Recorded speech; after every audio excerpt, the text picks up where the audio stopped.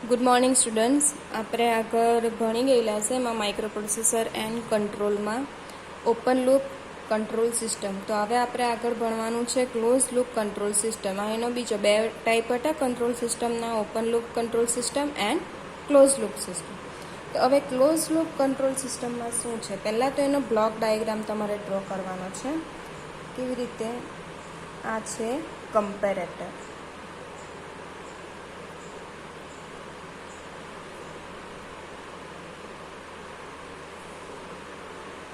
અહીંયાથી આપણે આપીશું એને ઇનપુટ સિગ્નલ. આ ઇનપુટ સિગ્નલ શેમાં જશે? એમ્પ્લીફાયર.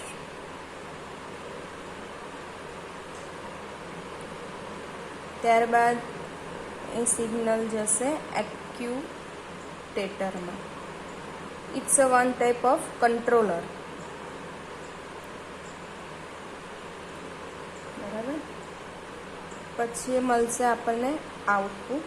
હવે જે આપણને આઉટપુટ મળે છે એમાં જે ડિસ્ટર્બન્સ હશે એ પણ એડ થશે, જે આપણો ઓપન લૂપ સિસ્ટમમાં પણ એડ થતો હતો. આપણે જે આઉટપુટ મળ્યું એ કેવું આઉટપુટ મળ્યું? કંટ્રોલ. હવે આપણે આગળ વાત થઈ બરાબર કે ઓપન લૂપ સિસ્ટમમાં ફીડબેક હોતો નથી, પણ જ્યારે ક્લોઝ લૂપ સિસ્ટમમાં શું હોય છે? ફીડબેક જે આઉટપુટ છે એને પાછું આપણે ઇનપુટમાં મોકલવાનું આવે છે. Feedback element. બરાબર. આ આપણે લખી શકીએ કે રેફરન્સ સિગ્નલ પણ કહી શકીએ. બરાબર. હવે આ ઇનપુટ સિગ્નલ અને બીજું કયું સિગ્નલ ભેગું થાય છે અહીંયા? Error signal. એ ક્યાંથી આવે છે? આપણે જે આઉટપુટ આપ્યું બરાબર, આઉટપુટમાં જે અમુક બાકી રહી ગયેલું હોય કે બરાબર આપણને એક્યુરેટ આઉટપુટ નહીં હોય તો એને પાછું શેમાં મોકલવામાં આવે છે? ફીડબેકમાં. અને એ જે સિગ્નલ કહેવાય તેને શું કહેવાય? Error signal. હવે એરર સિગ્નલ અને ઇનપુટ સિગ્નલ બંને અહીંયા ભેગા થાય અને એ બંનેનું કમ્પેર કોણ કરે છે? કમ્પેરેટર. બરાબર. આ કમ્પેરેટર કમ્પેર કરીને શું કરે છે? આગળ સિગ્નલને મોકલે છે. હવે આ એમ્પ્લીફાયરનું કામ શું છે? આપણે ધારો કે માઇકમાં આપણે બોલીએ બરાબર, તો આપણો અવાજ એટલો સારો નહીં હોય જેટલો આપણને સંભળાય છે મોટા સ્પીકરમાં. બરાબર. તો એમ્પ્લીફાયરનું કામ શું છે? હાઈ લેવલમાં કન્વર્ટ કરે. આપણો જે સિગ્નલ છે એને ઇલેક્ટ્રિકલ એનર્જીમાં કન્વર્ટ કરે ને હાઈ લેવલમાં કન્વર્ટ કરે ને એ એમ્પ્લીફાયર જે વોઇસ છે, આ જે સિગ્નલ છે તે પાછું શેમાં જશે? એક્યુટેટર કંટ્રોલમાં. બરાબર. આ એલિમેન્ટ છે તે એનું કંટ્રોલ કરે. બરાબર. ત્યારબાદ આપણને આઉટપુટ મળે ને જે આઉટપુટ મળેલું હોય આપણને તેમાં ડિસ્ટર્બન્સ પણ એડ થયેલો હોય. હવે જે આની અંદર ડિસ્ટર્બન્સ જે એડ થયેલો છે બરાબર, તે શેમાં જશે? આપણને આઉટપુટ તો મળ્યું, પણ આ જે આઉટપુટ મળ્યું એને આપણે ફીડબેકમાં મોકલીશું પાછું. કેમ? ઇનપુટમાં. બરાબર. એ આઉટપુટ જે આપણને મળ્યું એને આપણે બરાબર પાછું એક્યુરેટ કરવા માટે શેમાં મોકલીશું? ઇનપુટમાં. ને એ ફીડબેક જશે, કમ્પેર થશે, પછી પાછું જે સિગ્નલ જશે ત્યાં છેલ્લે આપણને કેવું આઉટપુટ મળશે? Controlled output. બરાબર. આપણે દાખલા તરીકે લઈએ તો એસીનું ઉદાહરણ લઈએ. હવે આપણે એસી છે બરાબર, આપણા રૂમમાં ફિટ કરેલું છે. આપણા રૂમનું ટેમ્પરેચર છે 25 ડિગ્રી. બરાબર. 25 ડિગ્રી આપણા રૂમનું ટેમ્પરેચર છે. હવે આ આપણે એસી ઓન કર્યું બરાબર, તો આપણે એને 16 પર રાખ્યું કે 16 પર ટેમ્પરેચર થવું જોઈએ. 25 છે એનું 16 પર થવું જોઈએ. હવે આ એસી છે તેમાં શું હોય છે? ટેમ્પરેચર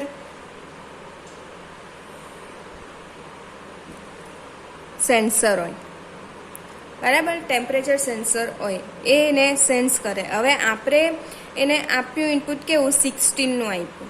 બરાબર. પણ હવે જ્યાં સુધી 25 છે, હવે 25માંથી આ 25 છે તેમાંથી 16 થતાં વાર લાગે.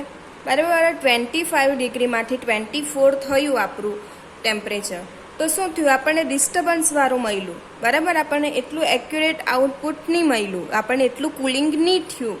તો હવે શું કરશે, પાછું જે આઉટપુટમાં આપણને જે સિગ્નલ મળ્યું એ શું શેમાં જશે, ફીડબેક એલિમેન્ટવાળા પાછું ઇનપુટમાં જશે, બરાબર. પછી અમુક સ્ટેજ પછી એ જે સિગ્નલ હશે આપણું તે 16 ડિગ્રી પર થઈ જશે, બરાબર. તો આ છે એસી એ આપણું ક્લોઝ લૂપ કંટ્રોલ સિસ્ટમ છે એનું મોસ્ટ એક્યુરેટ ઉદાહરણ કહેવાય, બરાબર. સો આપણે જોઈએ તો ઇનપુટ શું કામ કરે, એ આપણને જે ઇચ્છિત આઉટપુટ છે, બરાબર, આપણે જેવું આઉટપુટ જોઈએ એવું ઇનપુટ આમાં સેટ કરવામાં આવે, તે આપણું ઇનપુટ અહીંયાથી મોકલવામાં આવે. હવે કમ્પેરેટરનું કામ શું છે, એ બંને સિગ્નલ આવ્યા, આ ઇનપુટ સિગ્નલ ને અહીંયાથી જે એરર સિગ્નલ આવ્યું એ બંનેને કમ્પેર કરે ને શું કરે, એ આગળ મોકલે, બરાબર. જેને એ તફાવત હોય એ બંનેના તફાવતના પ્રમાણમાં જે હાઈ ક્વોલિટીનું સિગ્નલ હોય તેને આગળ મોકલે, બરાબર. એટલે કે એરર અહીંયા જે હોય તે 0 થાય. પછી એમ્પ્લીફાયરનું કામ શું છે કે સિગ્નલને એમ્પ્લીફાય કરે અને સિગ્નલ દ્વારા એક્યુરેટરનો એ કંટ્રોલ કરી શકે ને હાઈ લેવલનું ઇનપુટ આપણને આગળ પાસ કરે. એક્યુરેટર શું છે કે એ કરેક્ટિવ એક્શન આપે આપણને, બરાબર. આપણને જે અહીંયા બાકી રહેલું આમાં જે કંટ્રોલ કરવાનો હોય, બરાબર, તે આપણને કેવું કે એસી અમુક ટાઈમ પછી જે કુલિંગ હોય તે કંટ્રોલ થઈ જાય, બરાબર. જે ટેમ્પરેચર હોય તે કંટ્રોલ થઈ જાય, એટલે આ કંટ્રોલર એનું કામ કરે. ને ફીડબેક એલિમેન્ટ, બરાબર, આ છે આપણો ફીડબેક એલિમેન્ટ. એ શું કરે છે, આપણા આઉટપુટમાંથી એ પાછો સિગ્નલને ઇનપુટમાં આપે છે અને આવી રીતે અમુક ટાઈમ પછી જે આપણને સિગ્નલ મળ્યું આપણને એકદમ કંટ્રોલવાળું ને એકદમ બરાબર આપણને જેવું જોઈતું હતું એવું, તો એ જે સિગ્નલ મળ્યું ને જ્યારે એ સિસ્ટમ બને ત્યારે એ સિસ્ટમને શું કહેવાય, યુનિટી ફીડબેક સિસ્ટમ. ને જો આપણને એવું નહીં મળ્યું હોય, આ પાછું રિપીટ થયા કરતું હોય, ત્યારે જે સિસ્ટમ બને તેને શું કહેવાય, નોન યુનિટી ફીડબેક સિસ્ટમ, બરાબર. હવે આના અમુક એડવાન્ટેજ છે અને અમુક ડિસએડવાન્ટેજ જે આપણે ઓપન લૂપ સિસ્ટમમાં પણ જોઈલા, બરાબર. હવે આ જે છે ક્લોઝ લૂપ કંટ્રોલ સિસ્ટમ, તેના એડવાન્ટેજમાં પહેલો એડવાન્ટેજ છે એ મોર રિલાયેબલ, બરાબર. આ એડવાન્ટેજ ડિસએડવાન્ટેજ કોની કમ્પેરમાં છે, ઓપન લૂપ કંટ્રોલ સિસ્ટમની કમ્પેરમાં મોર રિલાયેબલ છે, એટલે કે બરાબર આપણે વિશ્વાસ કરી શકીએ. મોર ફાસ્ટર, બરાબર, સ્પીડી છે કોના કરતાં, open loop control system. Open loop control system પણ સ્પીડી તો હતું જ, પણ એના કમ્પેરમાં આ જે છે ક્લોઝ લૂપ કંટ્રોલ સિસ્ટમ એ વધારે ઝડપી છે, બરાબર. પછી છે એના disadvantage, more expensive compare to open loop system. હવે પેલી ઇકોનોમિકલ હતી, બરાબર, આપણને એનો સાદી સર્કિટ હતી, એમાં કમ્પોનન્ટ વધારે આપણા યુઝ થતા ન હતા, બરાબર. જ્યારે આમાં કમ્પોનન્ટ છે તે વધારે યુઝ થાય છે એટલે આપણને કેવી પડે છે, એક્સપેન્સિવ, કોના કરતાં, ઓપન લૂપ કંટ્રોલ સિસ્ટમ કરતાં, બરાબર. Complicated in connection. Open loop system કેવી હતી, ઇઝીયર ટુ કન્સ્ટ્રક્ટ હતી, બરાબર. જ્યારે આ કેવી છે, કોમ્પ્લિકેટેડ ટુ કનેક્શન, બરાબર. એમાં વધારે એલિમેન્ટ યુઝ થાય છે ઓબ્વિયસલી, તો એ આપણને કેવી પડશે, કોમ્પ્લિકેટેડ. ડિફિકલ્ટ મેન્ટેનન્સ, ઓબ્વિયસલી આપણને વધારે છે એલિમેન્ટ તો આપણને મેન્ટેનન્સ પણ એનું કેવું પડે, ડિફિકલ્ટ. હવે જેવી રીતે આપણે ઓપન લૂપ સિસ્ટમના પ્રકાર જોયેલા, બરાબર, કે કયા કયા હતા, કન્ટિન્યુઅસ, ડિસકન્ટિન્યુઅસ, જે આપણે જોયેલા સતત પ્રકારની, અસતત એટલે કે step wise, regular, on of, બરાબર. એવી જ રીતે ઓન ઓફ લૂપ કંટ્રોલ સિસ્ટમનું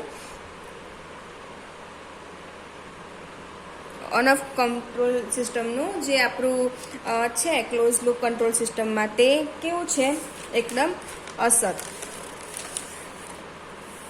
હવે જોઈએ આપણે ક્લોઝ લૂપ કંટ્રોલ સિસ્ટમના પ્રકાર. Types of close loop control system.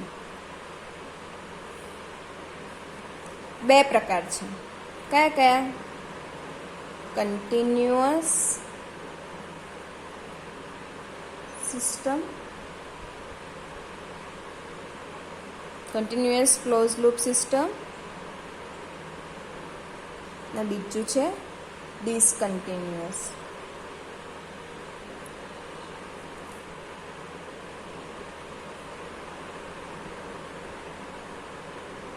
જે આગળ એનો મતલબ સતત પ્રકારની ને આ અસતત પ્રકારની. હવે આપણે જોઈએ તો પહેલું છે ડિસકન્ટિન્યુઅસ. જોઈએ આપણે ડિસકન્ટિન્યુઅસ એટલે કે અસતત પ્રકારની અને ઓન ઓફ પ્રકારની. આ ડિસકન્ટિન્યુઅસ ને ઓન ઓફ પ્રકારની પણ કીધી છે આમાં, બરાબર.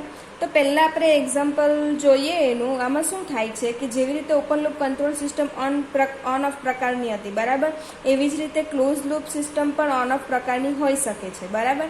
પણ આ કયો પ્રકાર કહેવાય? એનો ડિસકન્ટિન્યુઅસ. હવે આપણે એના ઉદાહરણો જોઈએ તો આમાં આવશે ઓટોમેટિક આયન.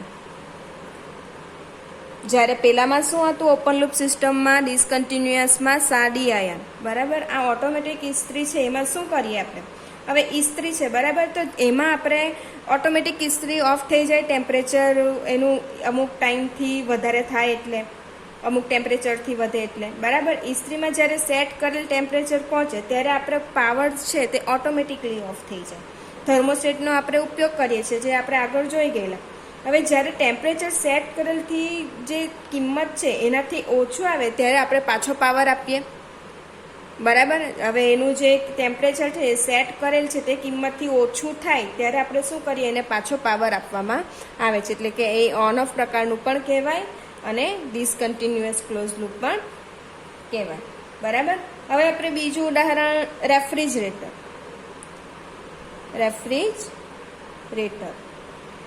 એમાં શું કરીએ? ઓટોમેટિક ટેમ્પરેચર કંટ્રોલ હોય, બરાબર. પણ આ ફ્રીજની અંદરનું જે ટેમ્પરેચર છે એમાં શું કિંમત આપણી હોય એના કરતાં વધી જાય તો પાછું કમ્પ્રેસર કેવું આપણે ઓન કરવામાં આવે ને સેટ કરેલ આપણે જે ટેમ્પરેચર છે, બરાબર, તેને ઓફ કરવામાં આવે, બરાબર, પહોંચે ત્યારે. પછી ત્રીજું એક્ઝામ્પલ આપણે આપી શકીએ તો વોટર લેવલ કંટ્રોલર. હવે આમાં શું થાય કે આપણું જે ટેન્કનું પાણી છે તે અમુક લેવલથી નીચે થાય, ઘટે, તો શું કરે? પંપ ઓટોમેટિકલી ઓન થઈ જાય છે, બરાબર. પણ જ્યારે પાણીનું લેવલ ઉપરના સેટ લેવલ પર પહોંચે ત્યારે શું કરે? પંપ મોટર બંધ થઈ જાય છે, બરાબર. તો ત્યારે પાછી આપણે એને ચાલુ કરવી પડે, બરાબર. તો આ 3 એક્ઝામ્પલ તમે શેમાં આપી શકો? ડિસકન્ટિન્યુઅસ ક્લોઝ લૂપ સિસ્ટમમાં, એટલે કે on of control loop system. હવે કન્ટિન્યુઅસ સિસ્ટમ છે, બરાબર. કન્ટિન્યુઅસમાં આપણે શું ઉદાહરણ લઈ શકીએ? કન્ટિન્યુઅસ આના જેવું જ છે, પણ શું આમાં કન્ટિન્યુઅસ ઇનપુટ આપવામાં આવે, જ્યારે આમાં ઓન ઓફ પ્રકારનો આપવામાં આવે. કન્ટિન્યુઅસમાં પહેલું છે તો ડીસી જનરેટર, ઓટોમેટિક વોલ્ટેજ. આમાં શું કરીએ? આપણે આઉટપુટમાંથી ફીડબેક લઈએ છીએ, બરાબર. આ સિગ્નલ જે આવે તે શેમાં આપવામાં આવે? કમ્પેરેટરમાં. હવે આઉટપુટ વોલ્ટેજનો જે કંટ્રોલ છે તે શેના દ્વારા કંટ્રોલ કરવામાં આવે? ફિલ્ડ કરંટ દ્વારા, બરાબર. મતલબ આમાં શું કરીએ છીએ? આપણે એને સતત એને કન્ટિન્યુઅસ વોલ્ટેજ આપવામાં આવે. દાખલા તરીકે આપણે સ્પીડ પણ લઈ શકીએ. ડીસી મોટર છે, બરાબર. ડીસી મોટરની સ્પીડનો કંટ્રોલ કેવી રીતે કરી શકીએ? આપણે ફિલ્ડ કરંટમાં આપણે વેરિયેબલ કરીને સેન્સ કરીને શું થાય છે? મોટર સ્પીડ છે, બરાબર, તે સેન્સ કરવામાં આવે અને સ્પીડના પ્રમાણમાં સિગ્નલ પેદા થાય. હવે આ જે સિગ્નલ છે તે કમ્પેરેટરને આપવામાં આવે અને કમ્પેરેટર દ્વારા જે સિગ્નલ મળે, બરાબર, એને એના ફિલ્ડ વાઇન્ડિંગમાં આપણે ફેરફાર કરીને શું કરીએ? વોલ્ટેજમાં ફેરફાર કરીને તેની મોટરની સ્પીડમાં ફેરફાર કરી શકીએ, બરાબર. તો પહેલું આપણું હતું જનરેટરનો ઓટોમેટિક વોલ્ટેજ કંટ્રોલ, બીજું છે સ્પીડનો ઓટોમેટિક કંટ્રોલ. ને ત્રીજું એમાં આપણે લખી શકીએ તો છે કેમેરાનો એક્સપોઝર કંટ્રોલર. હવે કેમેરામાં શું થાય છે, આપણે કેમેરામાં રાખેલી ફોટો છે બરાબર, તે લાઇટને સેન્સ કરે છે બરાબર, લાઇટને સેન્સ કરે ને એના પ્રમાણમાં અમુક સિગ્નલ પ્રોડ્યુસ થાય.